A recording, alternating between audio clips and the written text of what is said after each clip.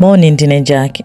Nkhani ya lero ndi nkhani yomvetsa chisoni kwambiri, nkhani yowawa kwa kholo lina lililonse, ndipo palibe kholo limene limafuna kapena lingakonde kukumana ndi zimene zinachitika mu nkhani.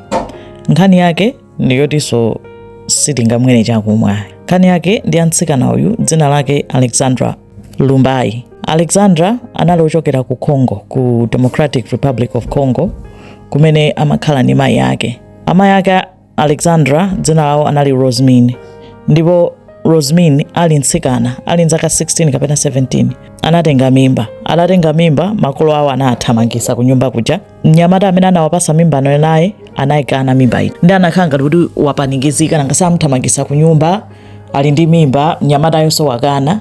Ndi zinayi zoti anali okha basi kunena kuti apanga bwanji, koma analimbikira, anali mzimayi odziwa kuphusha, anakwanitsa kukhala bwinobwino, kubereka mwana, kuzitolera bwinobwino, nkupezeka kuti nkukhalanso munthu odziwa, olimbikira, ochita bwinobwino. Ndi amankonda mwanayo kwambiri, mwana yekhayo eti Alexandra.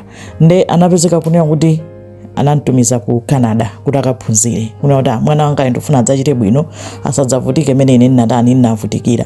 Pa nthawiyo abambo ake Alexandra anali atabwerera. Koyamba akana mimba koma anali atasintha maganizo okhecha bwino, nangasi anabadwa anamuona. Ndi anali mmoyo mwake amathandiza nawo, kumusamala, kumpasa ndalama chani. Ndi anapezeka kuti Alexandra wapita ku Canada kuja ku university komwe analiko, anapeza nyumba kapena hostel kani ngati room imene amapanga share ndi nzake, roommate mtsikana wina, kuti amakhala limodzi kumathandizana kulipira mabilu mmene anthu amapangira akakhala ku university. Ndi amayi ake Alexandra amadziwa kunena kuti Alexandra akhala ndi nzake mtsikana, amakhala anthu awiri ku mmene amakhalako. Ndi anali ndi relationship yabwino kwambiri, komanso mmene ana amapangira anyway ndi makolo, kunena kuti nthawi zonse amakhala kuyankhulana pa phone, amakhala kutumizirana ma message. Tsiku lina lililonse amadziwa kuti awauza mayi ake kandi kupita uku kandi kutani. Komanso Rosemine amataka amutumizira Alexandra ndalama, amatumiza message amayankha kuti andalandira ndalama zikoma kwambiri, kaya ayimbira phone. Chimodzimodzi abambo ake akamutumizira ndalama amachita contact kuti ndalandira ndalama zikoma kwambiri. Ndi zinapezeka kuti pa 2 October anthu amayi ake anadabwa kunena kuti Alexandra sakuyankha ma message. Kuyesera mutumizira ma message, kuyesera muyimbira phone, Alexandra sakuyankha. Ndi waja Alexandra ali kuti anamuyesera mpaka 2 days akumutani, akutiyesera kumpanga contact. Social media yake zero, popanda kuti walembapo kena kali konse kuyankha message, osaoneka online pena paliponse. Ndi amayi anatutumuka kwambiri. Atatutumuka anakwanitsa kupeza namba nkumuyimbira roommate wake uja, kunena kuti kodi Alexandra ali kuti. Ndakhala ndikunsakasaka Alexandra, saundi yankha phone nzake uja nkunena kuti sindikudziwa, ine sindili ku nyumbako, ndinachokako kaya inali 2 days ago. Amayi aja ndi simukudziwa, simuyankhulana. Iye ali sindinayankhulane naye, koma ndikhoza kupita konko kukayang'ana ngati ali ku nyumba. Ndi amayi aja anati okay chabwino tidikira. Ndi roommate uja anapita ku nyumba kuja, atukambirane kukayang'ana ngati Alexandra ali ku nyumba.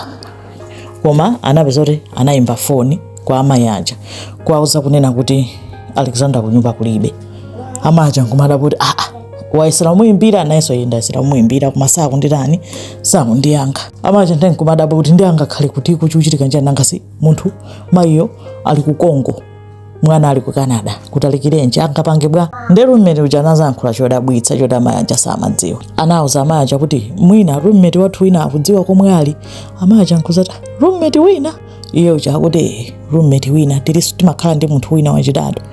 Iwo aja nkumadapo kuti munthu wachitatu wake uti mwana wawo sanambe powauza kuti kukhalanso munthu wina, angodziwa kuti kumakhala atsikana awiri. Akuti ayi tili ndi roommate wina wamuna.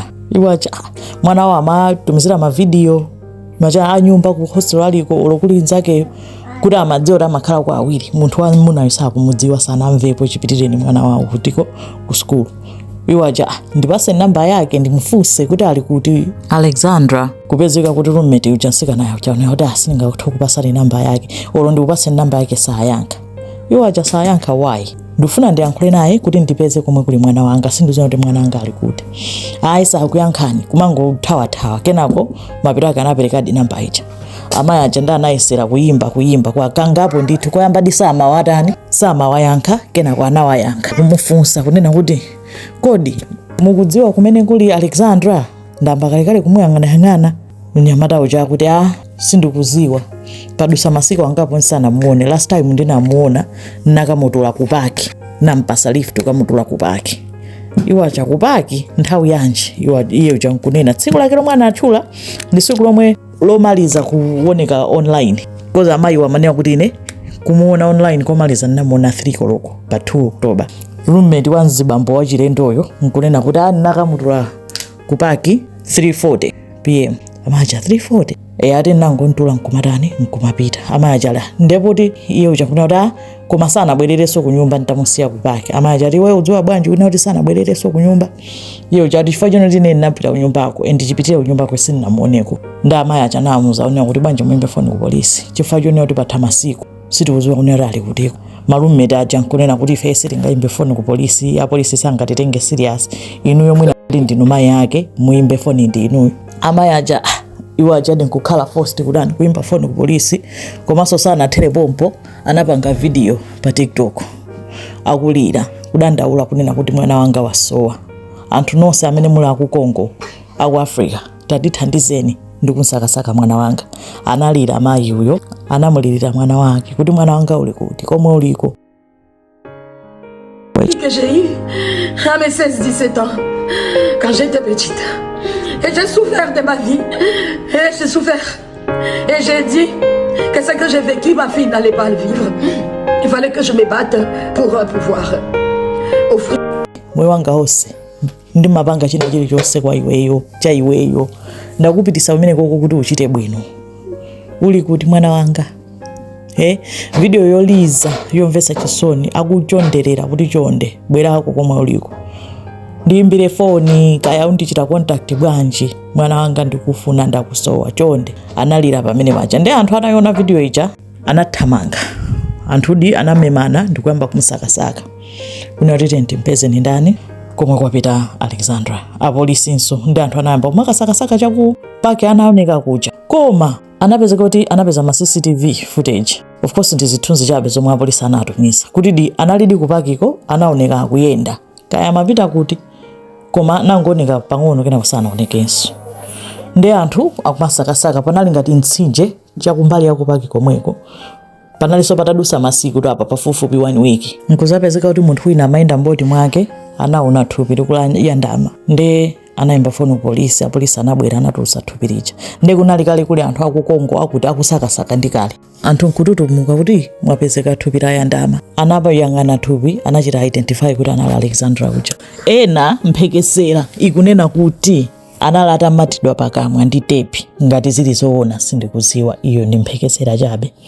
Koma anthu nkumadabwa kuti wapezeka bwanji m'madzi. Amayenda kunsewu bwinobwino kumbali kupaki komweko. Kumadabwa kuti amayenda bwinobwino kutalitali kunsewu wapezeka bwanji m'madzi. Ndi anthu aliratu, anthu analira. Ndi nkhani yoopsa kwambiri aliyesa akudikirira kuti amve. Of course payamba kutuluka mphekesera zosiyana-siyana sipachedwa.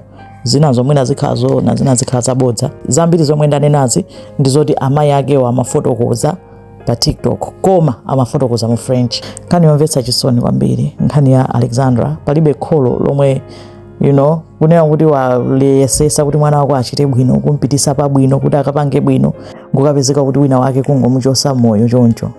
Imeneyo ndi nkhani yomwe ikuchitika ku Canada yokhudza mwana wako Congo. Zikomo kwambiri. How are you doing? I was there reading my Bible. Then something came, Jesus come back soon. However, we don't know the day, we don't know the time. Even Jesus himself doesn't know. Only Father alone knows. Do you know what else we don't know? Yes, there's a lot of things that we don't know. And there's also another thing that we don't know ourselves.